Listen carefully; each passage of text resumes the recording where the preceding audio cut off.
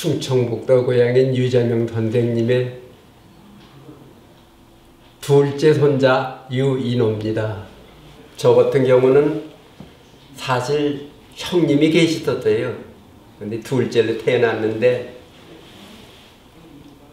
형님이 이제 돌아가시고 이제 제가 손자 중엔 숙권자가 이제 제일 나이가 많으니까 선인장이가 숙권자를 해가지고 이제 했던. 저는 처음에는 나는 나이가 있으니까 젊은 손자들을 시켜주자 이랬더니 그때 당시는 이제 나이 연장자가 숙권자가 된다고 이제 그래가지고 제가 숙권자가 됐습니다. 그랬는데 이제 제가 이 광복회를 다녀보고 중국 가다 할아버님 산터도 전해오가 직접 가다 찾아왔던데 우리 할아버님을 직접 찾아보고 그러니까 과연 손자 나도 이렇게 엄청난 일을 가족을 생각지도 않고 그렇잖아요. 그때 유족들 전부 뭐 사형에 처해지고 붙들려가도 고문받고 이럴 텐데 가족을 생각하면 이렇게 나라를 위해서 일했을까 이런 이제 생각을 하면서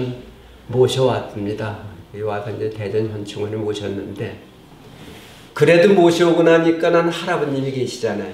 산도도 없을 때 못 모셨을 때 나는 손자가 있었는데 할아버지도 안 계시고 그랬다 이제 찾아오니까 참 두뇌가 가서 우리가 열흘을 묵어가지고 이제 할아버님 산도를 찾고 10년 만에 이제 대전을 모셔왔는데 그래도 조상님을 모셔보니까 나도 할아버지가 있는 손자다 싶은 게 참 자긍심이 생기더라고요. 생기고 이제 그 할머님이 어려서 고통받으신 걸 이렇게 생각하면 지금도 눈물이 나죠. 나는데 과연 저 양반이 근데 또 할머니도 그러세요. 그렇게 엄청난 수탈을 당하고 고생을 하시고 그래도 참 그 할아버님 생각을 하시는 거 보면 과연 천생이 연분은 연분이다 이제 이런 생각도 손자로서 해봤고 제일 그 괴로웠던 게 뭐냐면 할머님이 우리 어려서 밤에 이 경찰들이 패랑근 들어 수색을 하러 오잖아요. 그럼 촌집이 앞뒷문인데 총칼을 들이대고 꼼짝 말아야 들어온단 말입니다. 그러면 할머님이 제일 먼저 하시는 말씀이 너 시키는 대로 다 할 테니까 내 손자만은 건드리지 말아라. 그래도 우리한테 이불을 갖다 푹 뒤집어 씌우나요 방북판에다. 그런 걸 이렇게 생각해 보면 기가 막히죠. 기가 막히고 그러나 지금 와서는 이제 그 양반의 공을 생각하려면 참 제가 복받은 사람이다 싶어요. 그러나 과연 나도 지금 그렇게 나라를 위해서 일할 수 있을까? 저도 이제 공무원 생활을 했습니다만 퇴직한 지가 27년 됐는데 내가 과연 그렇게 열심히 국가를 위해서 했나 싶기도 하고 열심히는 했는데 이제 할아버님 하신 걸 이렇게 자꾸 비교를 해보게 됩니다. 손자로서.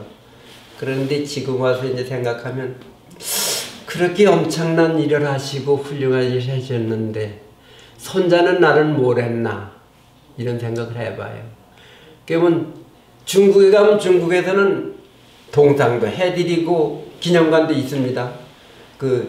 거기는 이제 상과 복원이라고 그래가지고 사시던 집을 이렇게 기념관을 만들어 놨어요. 그래서 제가 이제 지금 양심의 가책이 돼서 중국을 지금 자주 못 가는데 가비 있고 싶죠. 거기 삼촌하고 고모님하고 두 분이 계셔요. 그런데도 못 가는 게 미안해요.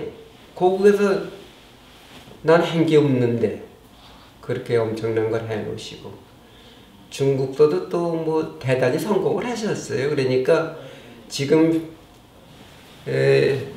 어떤 분들은 그런 소리를 해요. 그 양반이 중국 사람이 왜 한국 사람이 이런 소리도 하는데 그 엄청난 고통을 겪고 있었는데 독립운동 활동만은 중국인 행세를 했습니다.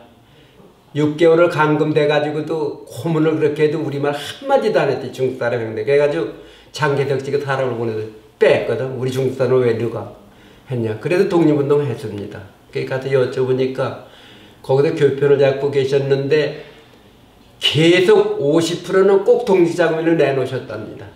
그 어려운 생활을. 그래 어떻게 생활을 하셨느냐 하니까 제자들이 도와줘가지고 생활을 했대요. 그리고 이제 의열단을 하셨으니까 가족을 가지면 안 된다고 안 하셨는데 정화암 선생님이 그런 말씀하시더라고요. 너 할머니를, 중국 할머니를 내가 중진을 했다. 왜 했습니까? 그러니까 의열단은 목숨을 건다는데 왜 했습니까? 그러니까 그 양반이 가정을 가야 의열단 총살림을 할아버지가 하셨잖아요. 이정선님이 했으니까 가정을 갖고 안정을 돼야 우리가 안정이 되고 저기를 하겠다 그래서 가정을 만들어 줬다고 이제 이런 것을 다 들으려면 그 엄청난 분들이 엄청난 일을 할 때 과연 개인 욕심이 있던 건 아니거든요. 국가를 위해 했는데 지금 국가에서 이렇게 하는 거 보면 아쉬움도 많아요.